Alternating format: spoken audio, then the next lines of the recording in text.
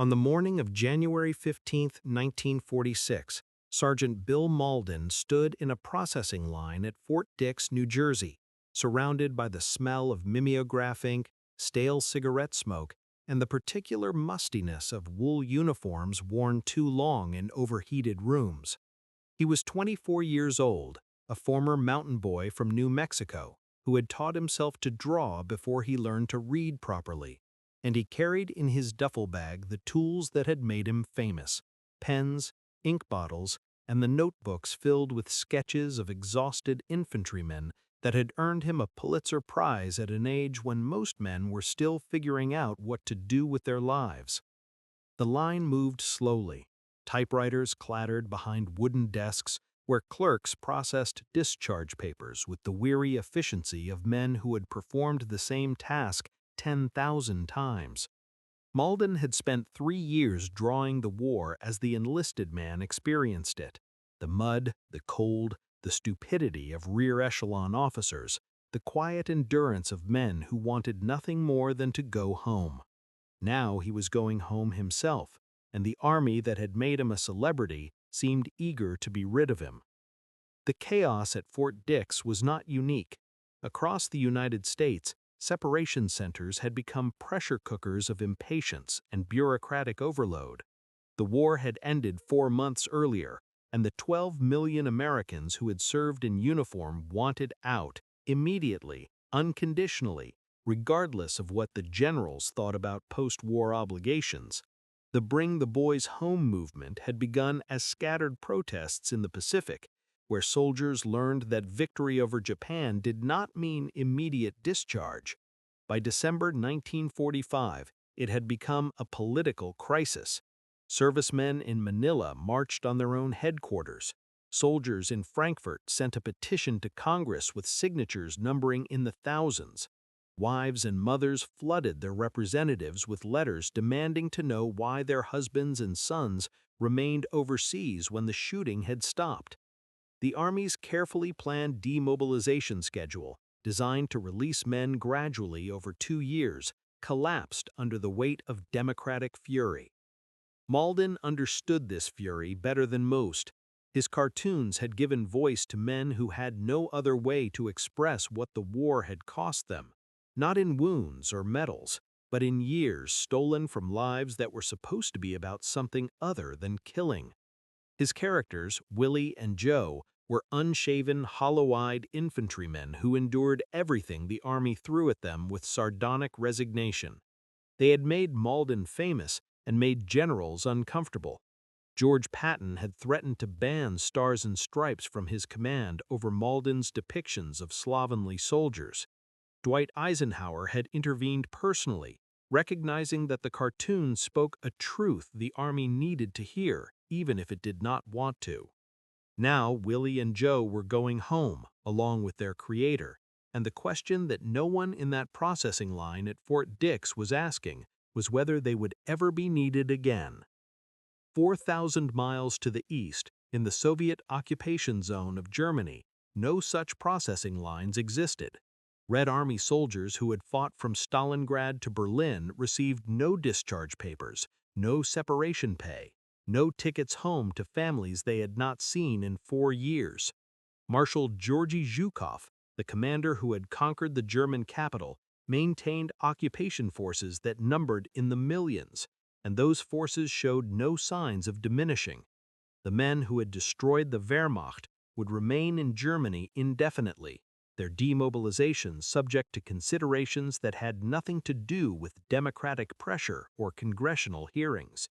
The Soviet Union had no Congress to petition, no newspapers to publish protest letters, no mechanism by which ordinary soldiers could demand that their government return them to civilian life. The war was over. The Army remained. Mauldin received his discharge certificate, shook hands with a clerk who had never heard of him, and walked out of Fort Dix into a January afternoon that smelled of snow and automobile exhaust. He was a civilian again. The process took 6 hours. The speed of American demobilization defied every prediction the Department of War had made. In May 1945, the United States maintained 12.2 million men and women in uniform, the largest military force the nation had ever assembled, spread across 2 oceans and 4 continents. By June 1947, that number had fallen to 1.5 million. The arithmetic was staggering. Nearly 11 million Americans returned to civilian life in 25 months, an average of 14,000 discharges every single day.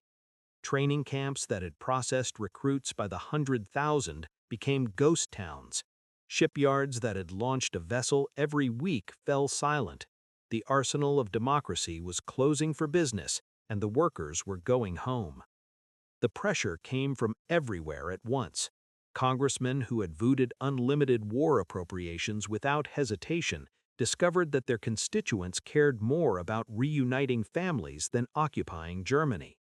Newspapers that had printed casualty lists now printed letters from angry wives.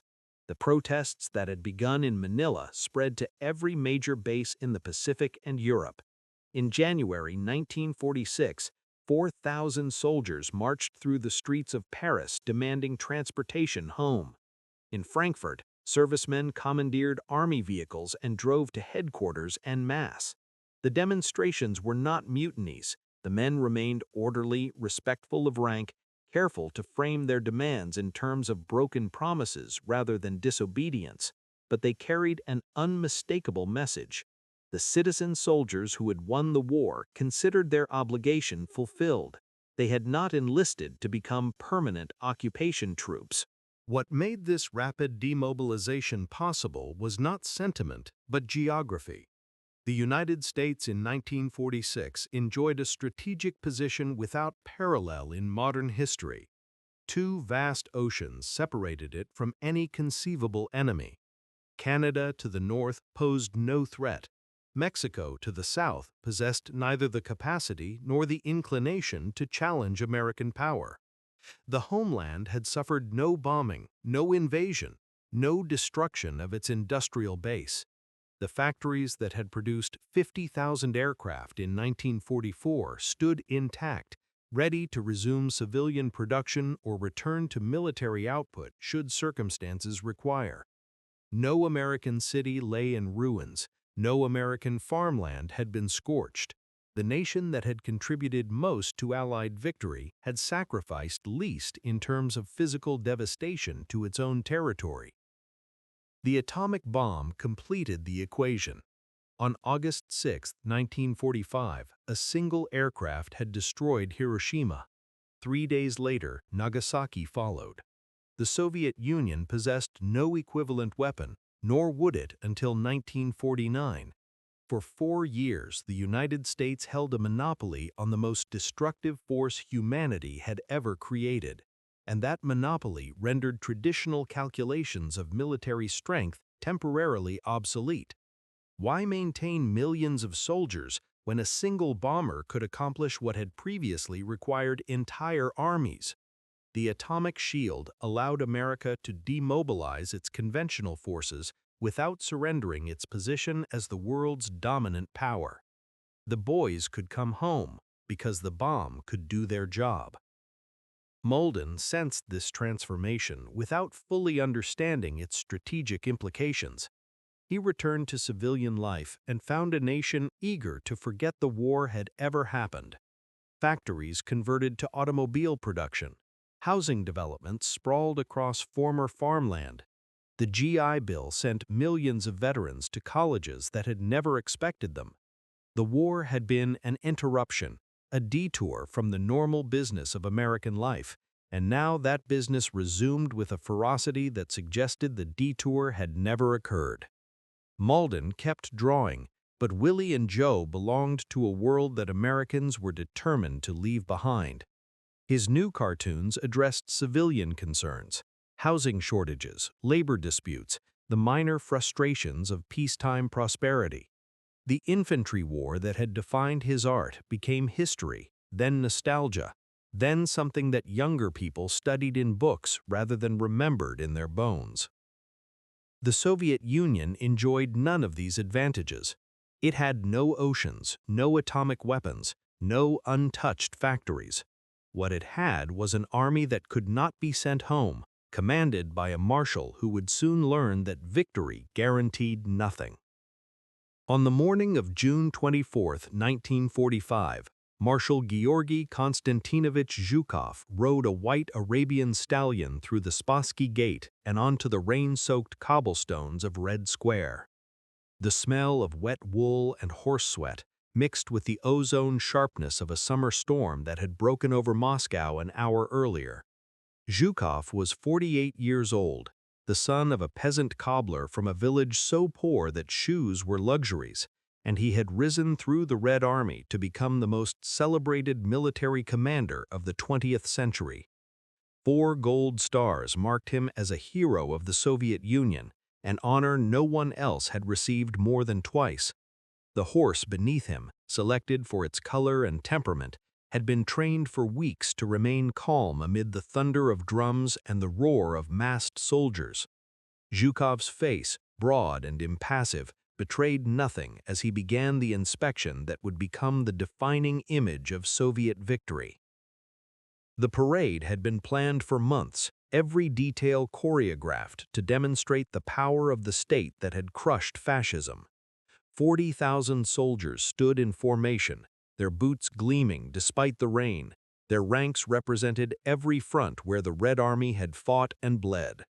Behind them, arranged on flatbed trucks, rolled the captured standards of defeated German units, more than 200 battle flags that would be cast down before the Lenin Mausoleum in a ritual of humiliation designed for the newsreel cameras.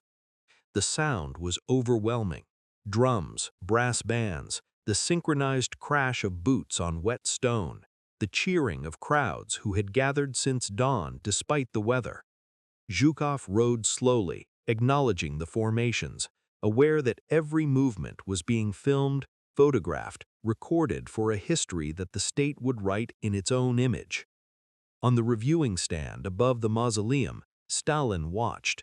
He wore the uniform of Generalissimo, a rank created specifically for him, though he had never commanded troops in battle. The distance between the two men, the marshal on horseback and the dictator on the platform, measured something more than protocol. Stalin had intended to ride the white horse himself. He had practiced in secret, determined to claim the visual symbol of victory, but the stallion had thrown him during a rehearsal. The humiliation was witnessed by only a handful of men, all of whom understood that their survival depended on never mentioning what they had seen. Zhukov received the honor by default, and Stalin watched from above as the man who had actually won the war received the adulation of a nation. The crowds that lined Red Square presented a problem that no military victory could solve. They cheered for Zhukov, they chanted his name, they pressed against the barriers with an enthusiasm that had nothing to do with the Communist Party and everything to do with a single man who had become, in their eyes, the embodiment of survival itself. Stalin understood popular adulation better than anyone alive. He had spent 2 decades ensuring that all such adulation flowed exclusively toward himself, eliminating anyone who threatened to become an alternative focus of loyalty. The purges of the 1930s had destroyed the Red Army's leadership precisely because military heroes represented potential rivals. Now, standing in the rain, Stalin watched the greatest military hero the Soviet Union had ever produced receive the love of the Russian people, and he began to calculate. Zhukov understood none of this. He was a soldier, not a politician, and he believed that his service to the state would protect him as it had protected him through the desperate years of war. He had saved Moscow in 1941 when everyone else believed it would fall. He had broken the siege of Leningrad. He had planned and executed the destruction of Army Group Center, the single most catastrophic defeat in German military history. He had conquered Berlin. Surely such achievements placed him beyond suspicion. He finished his inspection, dismounted, and climbed the steps to stand beside Stalin on the reviewing stand. The two men watched together as German battle flags were hurled into the mud before the mausoleum. Neither spoke. The rain continued to fall. 3 weeks after the victory parade, Zhukov traveled west by train through landscapes that defied comprehension. The smell that entered through the carriage windows was unmistakable: char, decay, and the particular sweetness of death that lingered in places where bodies had not been properly buried. He was conducting an inspection of Soviet forces in occupied Germany, but the journey itself became an education in what the war had cost. The train passed through Smolensk, where the station had been rebuilt from rubble, but the surrounding blocks remained empty craters. It crossed the Berezina River on a temporary bridge beside the twisted remains of the original span.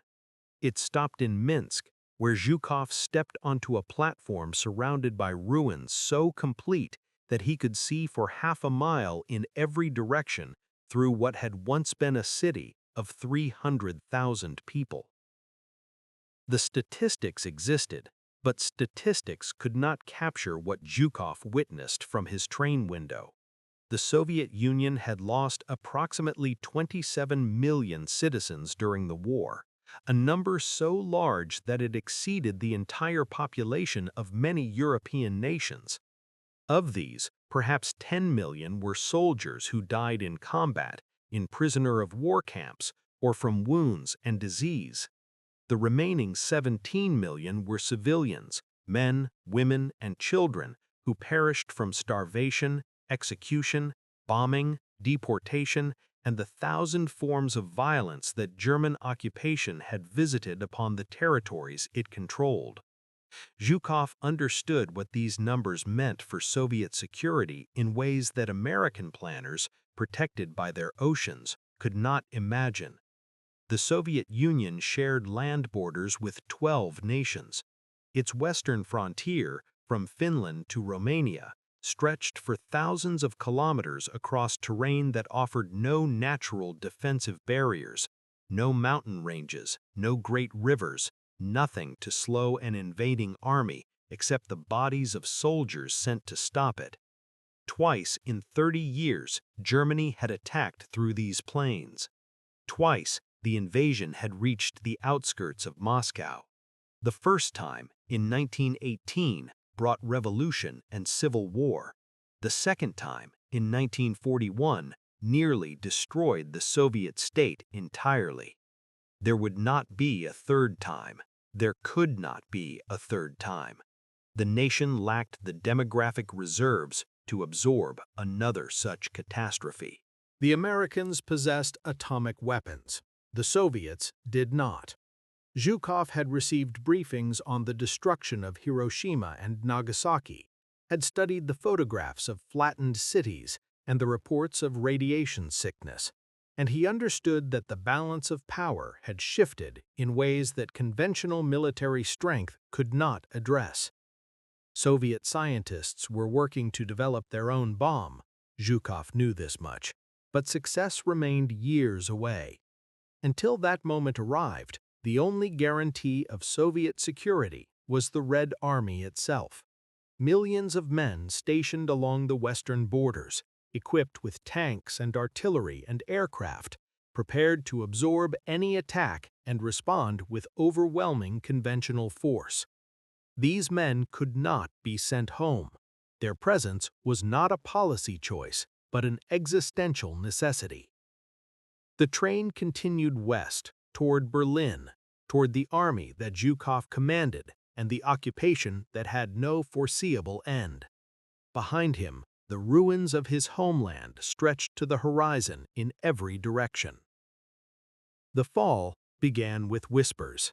In the months following the victory parade, Stalin's security apparatus collected reports on Zhukov's behavior in occupied Germany, the German artwork that decorated his headquarters, the trophies he had accumulated, the manner in which subordinates spoke of him with something approaching reverence. The accusations, when they finally coalesced, carried a name borrowed from French history: Bonapartism. Zhukov, according to his enemies in the Kremlin, had begun to see himself as indispensable, had claimed credit for victories that belonged to the collective genius of the Communist Party, had surrounded himself with loyal officers who might, under different circumstances, follow him against the state itself. The charges were absurd. Zhukov had never expressed political ambitions, had never questioned Stalin's authority, had served with a soldier's obedience, even when orders from Moscow contradicted military logic. None of this mattered. In Stalin's universe, the absence of evidence proved only that the conspiracy was well hidden. The confrontation came in June 1946 at the meeting of the Supreme Military Council.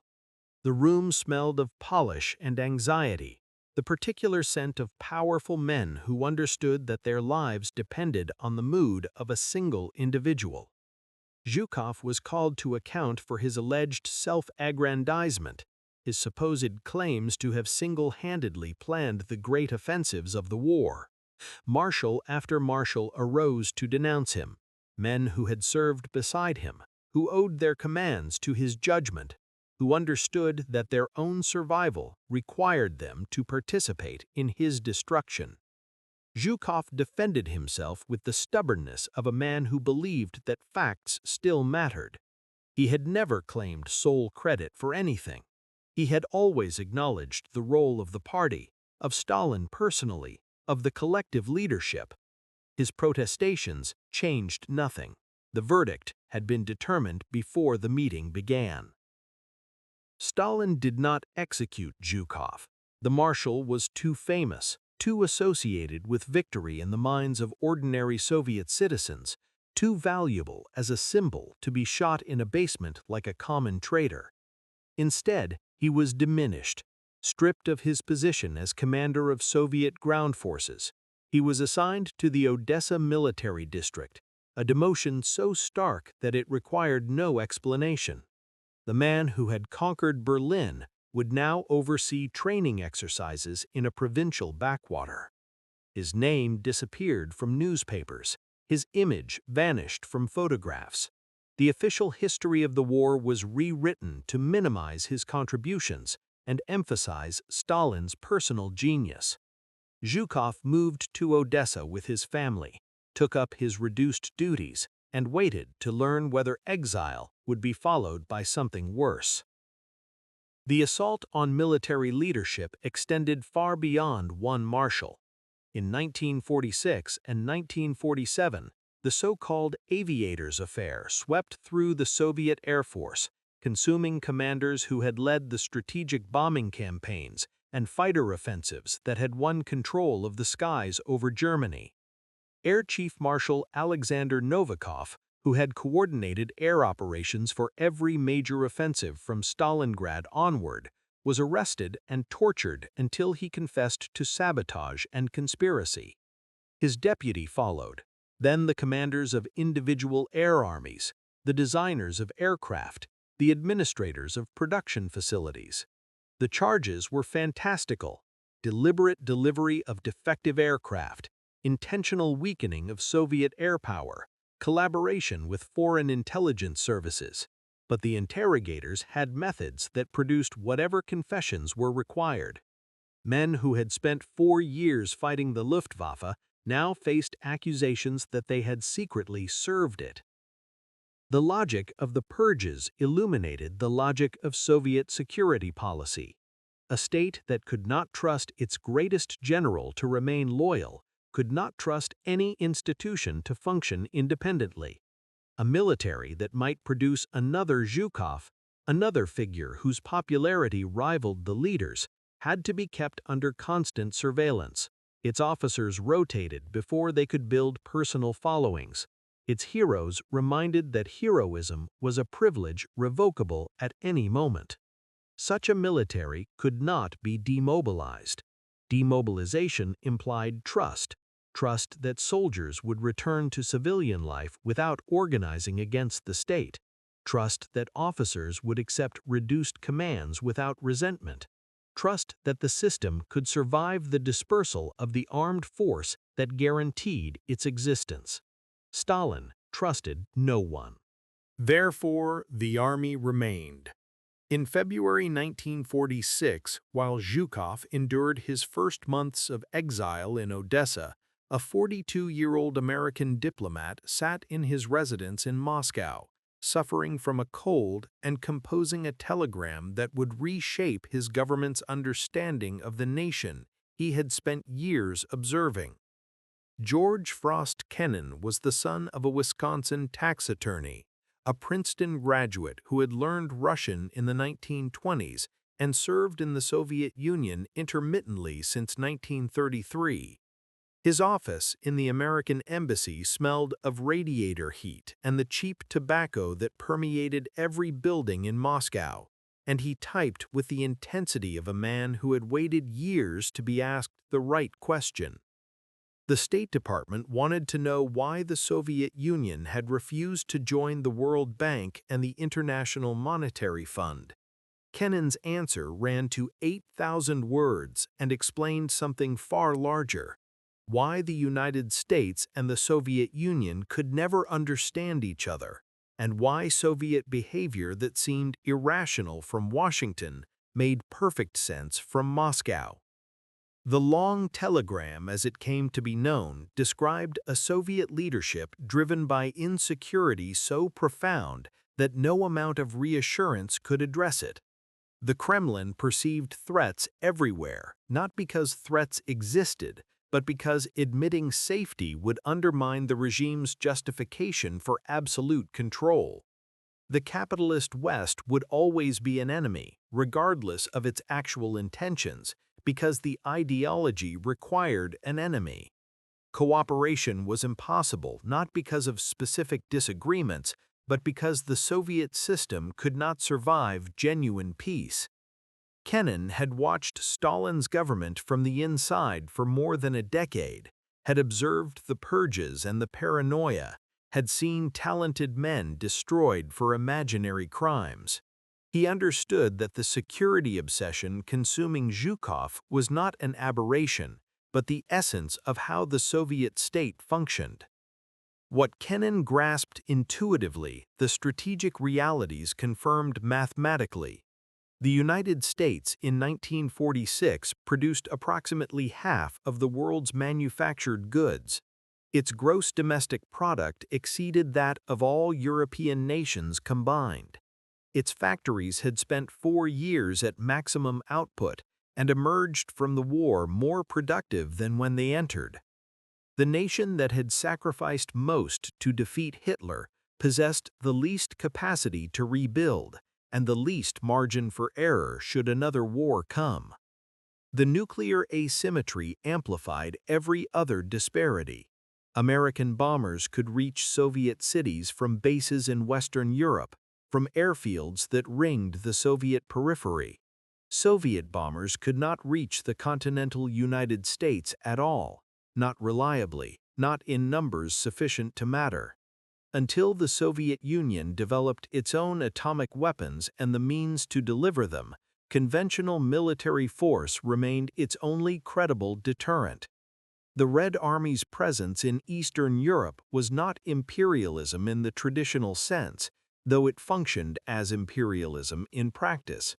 It was a buffer zone purchased with 27 million lives, a glacis of satellite states whose purpose was to ensure that the next war, if it came, would be fought on someone else's territory. Bill Mauldin, drawing cartoons in a New York apartment that winter, knew nothing of Kennan's telegram or the calculations it described. He knew only that the war was over, that he was free to pursue whatever life he chose, and that the army he had served had released him without conditions or complications. The contrast with Zhukov's situation would not have occurred to him. Americans did not think in terms of buffer zones and strategic depth because Americans had never needed to. The oceans that protected them were not policy choices, but geographic facts, as immutable as the Rocky Mountains or the Mississippi River. Security for Americans was a birthright. For Soviets, it was a problem that could never be solved, only managed through permanent vigilance and permanent mobilization. The structural asymmetry was complete. One nation could afford to bring its soldiers home, the other could not afford to let them leave. Bill Mauldin discovered that freedom had its own demands. In the years following his discharge, he moved between projects with the restlessness of a man who had defined himself through war, and now had to discover who he was without it. He drew editorial cartoons for the St. Louis Post-Dispatch, married, divorced, married again. Hollywood beckoned. He acted in 2 films, including a John Huston adaptation of a Stephen Crane novel about the Civil War, but acting required a patience for repetition that his temperament could not sustain. He wrote books about his wartime experiences, about Willie and Joe and the infantry war that had shaped them, and the books sold well enough to fund a life that remained perpetually unsettled. His apartment in New York smelled of ink and turpentine and the cigarettes he smoked constantly, and the drawings that emerged from that apartment carried the same sardonic honesty that had made him famous at 23. The freedom to fail was itself a kind of privilege. Mauldin's career rose and fell with the rhythms of American media, celebrated, then forgotten, then rediscovered. He moved to Chicago and drew for the Sun-Times, his subjects shifting from soldiers to politicians, from the specific grievances of infantry backs to the broader absurdities of American public life. In 1959, he won his 2nd Pulitzer Prize for a cartoon depicting Boris Pasternak, the Soviet author of Dr. Zhivago, imprisoned in a gulag, and remarking to a fellow inmate that he had won the Nobel Prize for Literature. The irony was characteristically sharp. A nation that imprisoned its artists for international recognition contrasted implicitly with a nation that rewarded its critics with its highest honors. Mauldin could draw those cartoons because he lived in a country where drawing them carried no consequences beyond the reactions of readers who were free to disagree. Zhukov waited. The years in Odessa stretched into years in the Urals, where he commanded a military district so remote that his assignment could only be interpreted as a final exile. His dacha outside Sverdlovsk was comfortable enough. He was, after all, still a marshal, but the isolation was complete. Former colleagues avoided contact, understanding that association with a disgraced figure invited scrutiny. His name remained absent from official histories. The victories he had planned and executed were attributed to Stalin's genius, to the collective will of the Soviet people, to anyone except the commander who had actually stood in the map rooms and made the decisions. Zhukov wrote letters to the Kremlin, requesting rehabilitation, citing his service, his loyalty, his decades of dedication to the socialist motherland. The letters went unanswered. Stalin died on March 5, 1953, and the ice began to crack. The dictator's successors, struggling to consolidate power, needed allies from institutions they had spent years weakening, and the military represented a constituency too powerful to ignore. Zhukov was recalled to Moscow, appointed Deputy Minister of Defense, and tasked with helping to arrest Lavrentiy Beria, Stalin's security chief, the architect of countless purges, a man whose continued existence threatened everyone who had survived the previous regime. Zhukov performed the arrest personally, his presence a guarantee that the military would support the new leadership against the secret police. The symbolism was unmistakable. The marshal who had been destroyed for his popularity was now essential precisely because of that popularity. Rehabilitation accelerated under Nikita Khrushchev. By 1955, Zhukov had become Minister of Defense, the first professional soldier to hold the position since the revolution. His portrait reappeared in newspapers.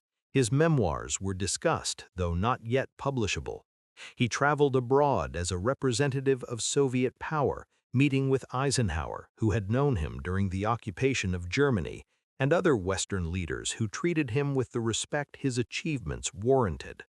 For 4 years it seemed that the pattern had finally broken, that service and competence might protect a man even in a system designed to consume its servants. It did not last. In October 1957, while Zhukov traveled to Yugoslavia on an official visit, Khrushchev convened the Central Committee and secured his dismissal. The charges echoed those of a decade earlier: Bonapartism, excessive self-promotion, attempting to remove the armed forces from the party control. Zhukov returned to Moscow and found himself, once again, erased. The final years diverged as completely as the nations that had shaped them. Mauldin continued drawing into his 70s, his hand steady, his eye still sharp for the hypocrisies and absurdities that made democracy both maddening and functional. He moved to Arizona, where the dry air eased the respiratory problems that decades of cigarettes had created, and he lived in a house cluttered with the artifacts of a career that had spanned half a century. The smell of desert sage drifted through open windows. His studio walls held original drawings that museums had offered to purchase, images of Willie and Joe that had become cultural monuments, shorthand for an entire generation's experience of war. He received visitors, historians, journalists, veterans who remembered seeing his cartoons in foxholes and field hospitals, and he spoke with the candor of a man who had never learned to dissemble. The war had made him, peace had tested him. He had survived both. Zhukov's final years unfolded in a different kind of silence. After his second dismissal in 1957, he retreated to a dacha outside Moscow, where he spent his days writing memoirs that the state would not permit him to publish unedited.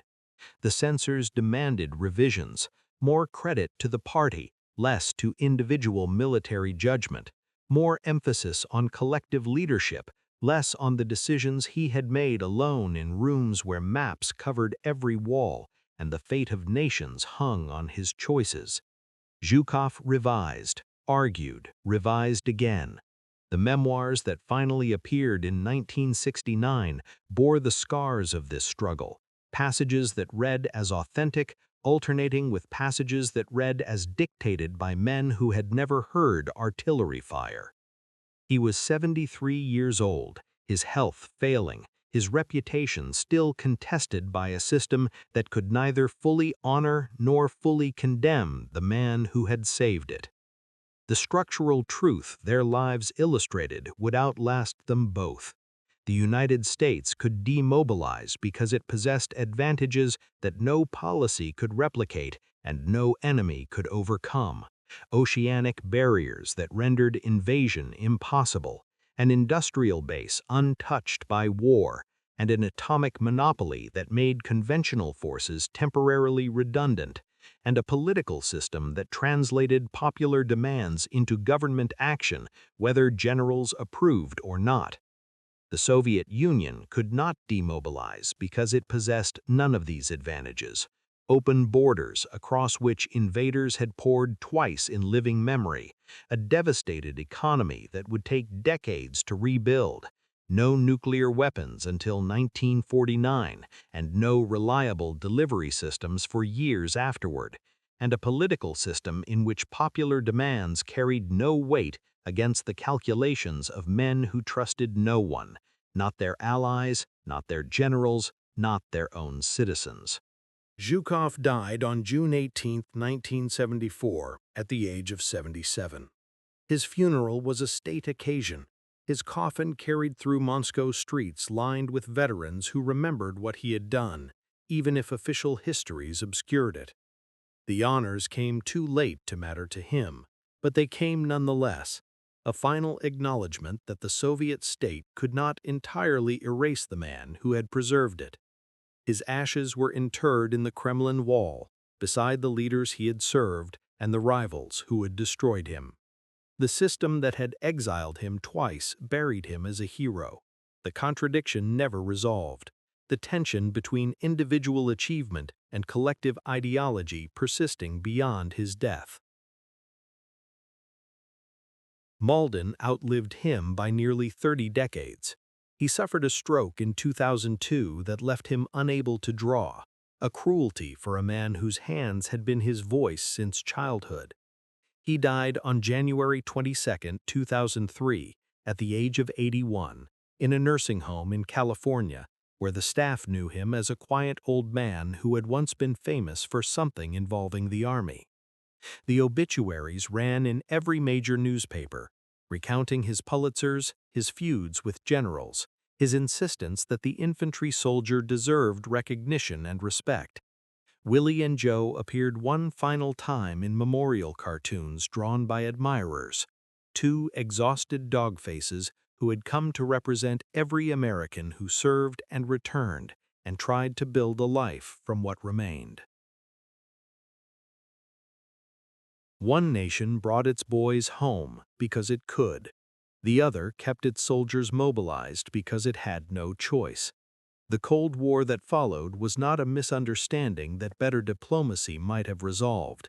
It was the inevitable consequence of structural asymmetries that no treaty could bridge and no reassurance could overcome. Mauldin and Zhukov never met, never corresponded, never knew each other's names. Their lives, separated by ideology and geography and chance, told the same story from opposite ends. The story of what victory costs and who pays, and why some debts can never be discharged.